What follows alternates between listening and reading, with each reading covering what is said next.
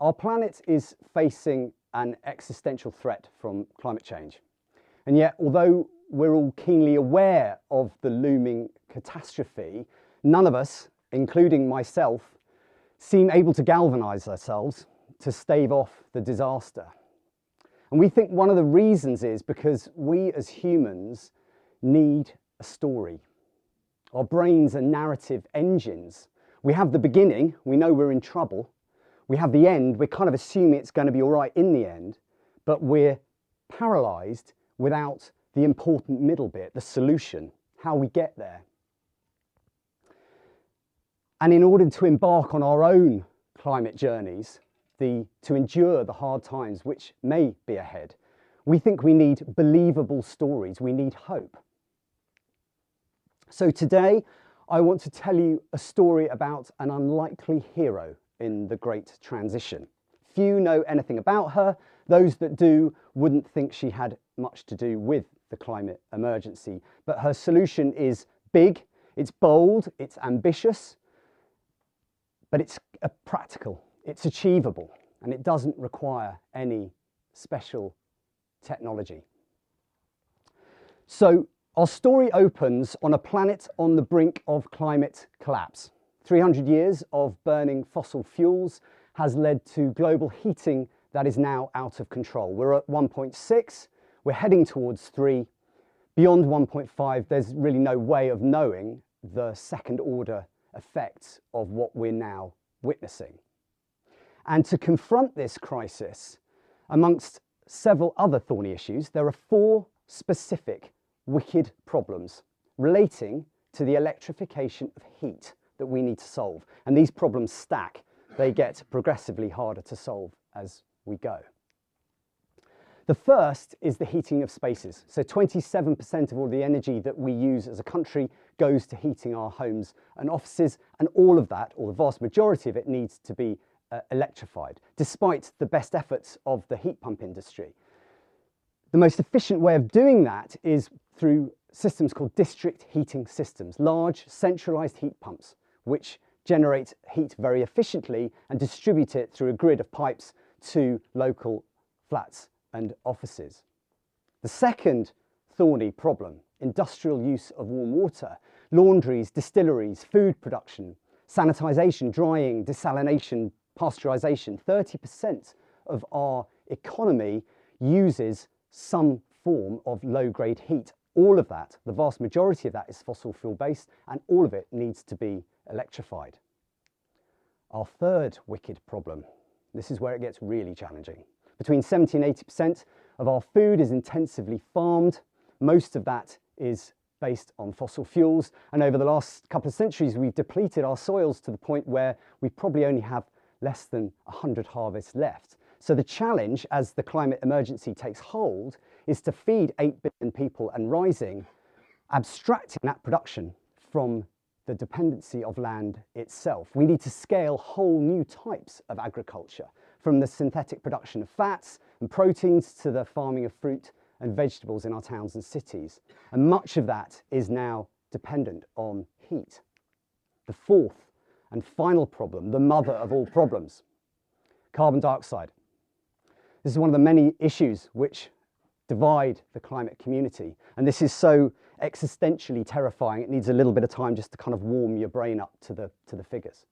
There are an extra 1,000 billion tonnes of carbon dioxide in the atmosphere now than there were at the beginning of industrialisation. And we need to remove all of it. The science is pretty solid. 50 million years ago, the Himalayas started to form. Weathering took place. CO2 was sucked out of the atmosphere. We had an ice age. The relationship between CO2 and global heating is now pretty clear. It's linear. We think we need to stop debating the issue and get on with figuring out a way to solve the problem. The last time there were this many parts per million of carbon in the atmosphere, sea levels were 15 metres higher than they are today. So whether they rise in 10, 100 or 1,000 years' time, unless we take that carbon out of the atmosphere, like a ship made of iron holed beneath the waterline, our climate will sink. Outside of all of the other implications of climate change, this rise will mean a couple of billion people have nowhere to live. And whilst these problems have many different aspects to them. They all share this common dependency. They all require vast amounts of low-grade heat. And this is where our hero enters stage right. She can generate all this heat energy, and what is even more astounding, she can do it for free. So as the title of the talk suggests, the hero of our story is the robot, or to put it more accurately, the artificial intelligence that sits behind the robots, which runs on computers which are hosted in data centers. Now, unlike the friendly image we have on screen here, the reality of how the robots live, where they live, is somewhat different from the brochure. This is where AI is being born, in cavernous, cold, empty sheds, artificially brutal environments where thousands of computers scream at each other 24 hours a day. And these computers already consume 2 to 4% of the world's electricity supply.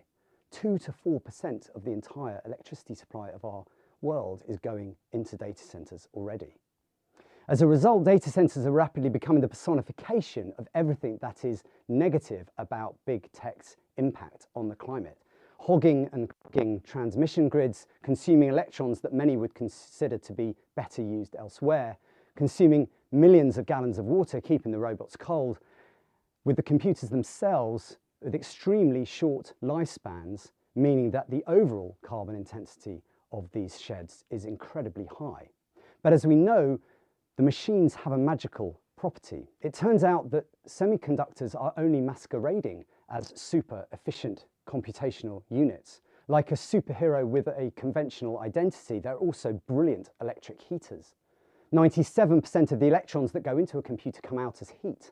And unlike other industrial sources of waste heat, blast furnaces and waste water treatments, AI data centers produce brilliantly consistent, well-structured heat, which means that whatever electricity we provide to the robots, we can have the vast majority of it back again as heat. So the waste product of data centers, low-grade heat, turns out to be the raw material that we need to address our 4 wicked problems. And as it turns out, the robots in the future need a similarly vast amount of electricity in the years ahead as our 4 wicked problems. In an extraordinary coincidence, if we can find enough electricity to meet the projected demand in data centers and AI, all of the heat that the robots are going to produce over the next 50 to 100 years might be sufficient to decarbonize heating, reboot agriculture, and lead the way in carbon sequestration. We already know that we need 10 times the amount of data centers that we've currently got to do everything that the robots are going to do for us. In other words, we already need 20% of the world's electricity supply to enable AI, with all of that energy being converted into heat. The reality is there aren't enough electrons to go around. AI data centers can't possibly hope to access 20% of the world's electricity supply in the next 10 years, with so many other sectors decarbonising. And in any case, exponential curves do what exponential curves do. Beyond 2035, the robots will need more and more power, generating more and more heat. To be blunt, whether the industry cares about climate change or not is irrelevant. By positioning itself as the sector through which electrons first pass, then making that energy available as heat for secondary use, this is the only way the data center industry is going to access the amount of energy it needs to facilitate the demand in AI. It's as if a story has been written by a Hollywood scriptwriter. A beautiful logic emerges on the eve of the 4th Industrial Revolution. We need the extraordinary intelligence that the robots are going to provide us to help us solve some of the most complex problems that we have in the climate transition. But in the process, the heat that is given off will address some of the hardest problems to crack within the transition itself. In other words, the robots aren't here to destroy us. They're actually going to save us twice, once with their intelligence and once with their heat. But of course, some heroes take time to warm up to their new role in life. Not all parts of the data center industry have been as excited to meet this calling as others. Witness underwater data centers experimenting with cooling computers in the sea just in case our oceans aren't warm enough. Here too, also data centers clearing acres of virgin forest, building vast megawatts campuses with no sign of heat reuse in sight, despite the glossy brochures. And finally, we have the insane logic of building more and more data centers closer and closer to the Arctic Circle, just in case we weren't melting the polar ice caps fast enough. Combine this short-sighted crazy with data center sprawl in Ireland, Netherlands and Singapore, which is leading to moratoriums on their construction. Fishing communities in Iceland having to put on their fossil fuel generators because their data centers are clogging the grid, and local communities in the Midwest in the US struggling to access power. And we're at the beginning of what is probably a fully fledged culture war in the making. But despite these challenges, the magical properties of the robot are starting to be understood and utilised. Back in 2011, Microsoft wrote a white paper and coined the phrase data furnace. The abstract says servers can be sent to homes and office buildings and used as a primary heat source. And it's these words which encapsulate the challenge at the heart of this story. Instead of building data centres where the heat can be recaptured and has to be rejected, the industry needs to start building capacity where the heat is required. And thankfully, this process has already begun. In 2010, the first data centre was plugged into a district heating system in Scandinavia, and now cities across Europe are catching on. In Denmark, Meta's campus is plugged into a local heating grid. In the Netherlands, 10 data centres are already plugged into district heating systems. Stockholm is aiming to have 10% of its heating met by data furnaces by 2035, and 10% of Helsinki is already heated by data centres. At Deep Green, we have up to 1.4 gigawatts already potential capacity in district heating system, which is a fraction of the opportunity in the UK. So in the wake of that original Microsoft white paper, a number of startups then emerged to build domestic data furnaces, Carno, Cloud and Heat, and it was actually where Deep Green came from 8 years ago. And now there's this growing stream of good news from across the world where different operators are starting to reuse heat and decentralise their operations. The Scottish Government, amongst others, is planning large data centre campuses where industries can co-locate and reuse the heat. The robots are heating swimming pools already in Oslo, Frankfurt, Paris and Copenhagen.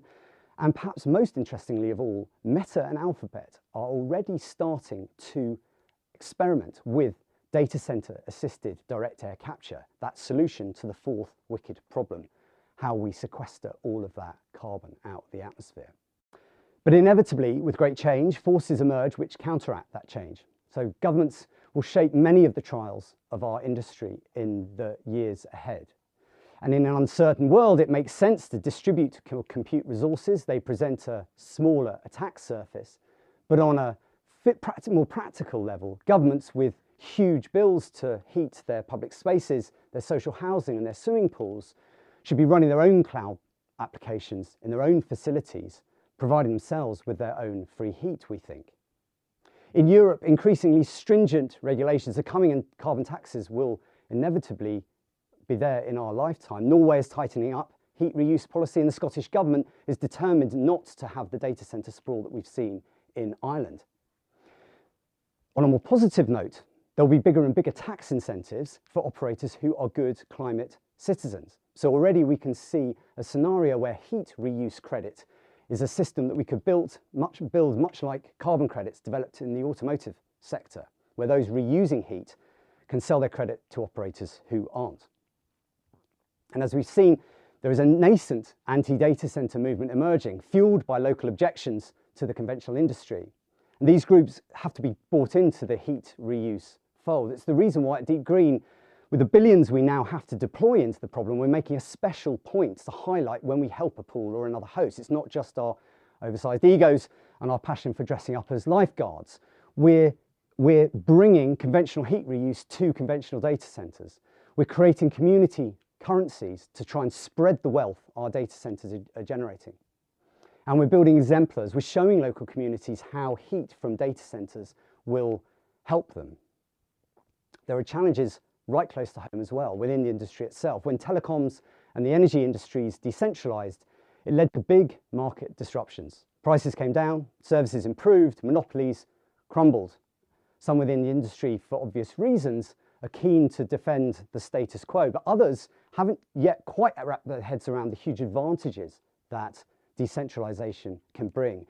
Many in the industry still believe that we need to build multi-gigawatt data center campuses for the robots. We don't. At Deep Green, with NVIDIA and Nokia, we're proving that we can build distributed large language models where we can land tens of thousands of GPUs across hundreds of sites, networking them in such a way that they can be used in one instance.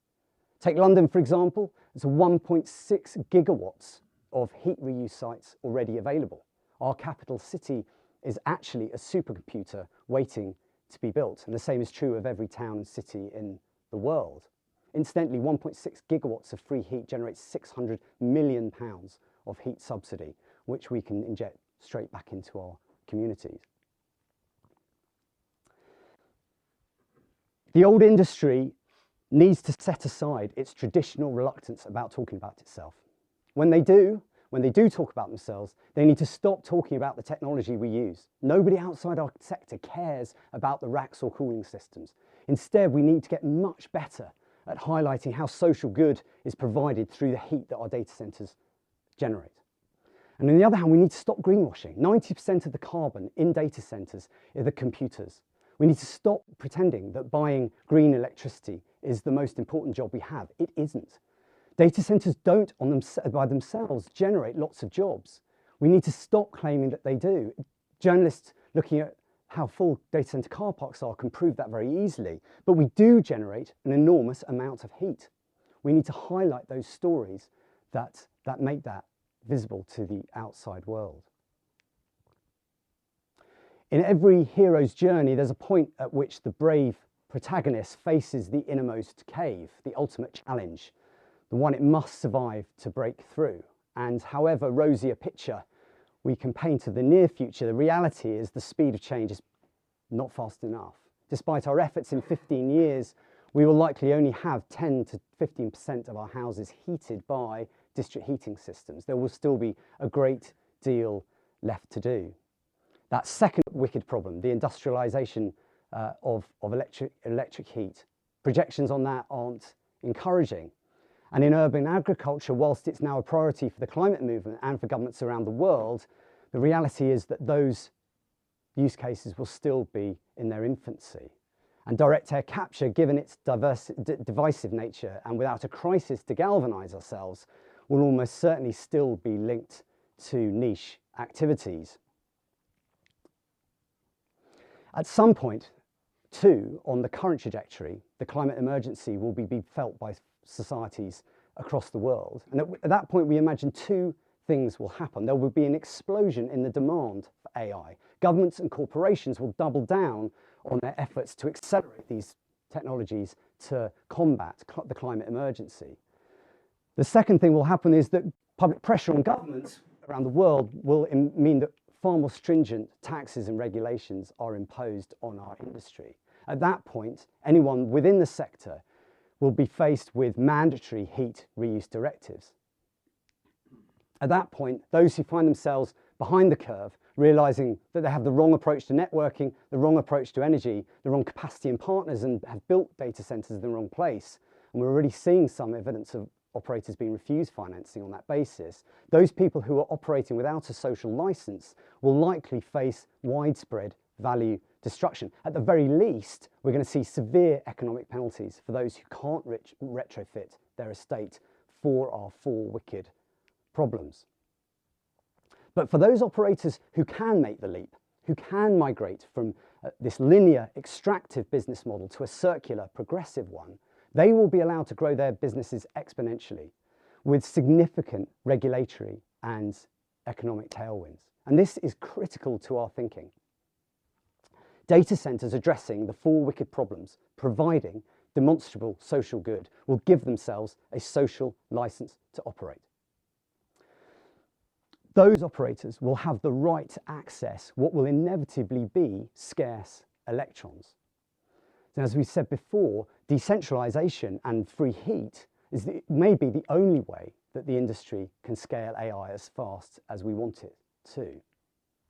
As those rewards kick in, solutions to each of these four wicked problems will get a shot in the arm. There will be a Cambrian explosion in district heating systems.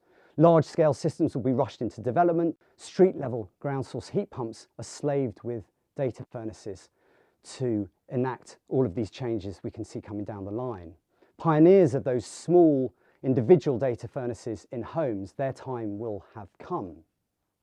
And large data center campuses will now be slaved to massive heat pumps and heat batteries to accelerate the electrification of industrial heat. Whole new sectors of agriculture will flourish in and around urban centres as carbon taxes make their impact felt on food miles.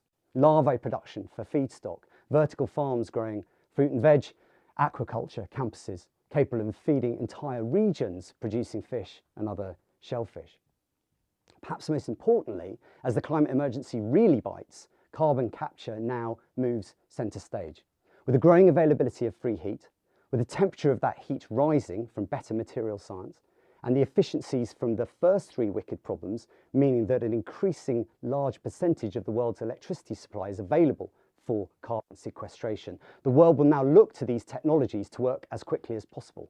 Imagine 1,000 Manhattan projects kicked off across the world, all underpinned with free energy from the data center industry. The speed and timing of when direct air capture becomes a priority is critical to our thinking. Of course, in reality, we don't imagine that the data center world would be left to do the job of carbon sequestration on its own. Once the world wakes up to the need for carbon capture, really wakes up to it, really makes it a priority, then super massive, almost certainly fusion-based systems will come online, like those imagined by Deep Sky, not a sister business, just a coincidence of naming.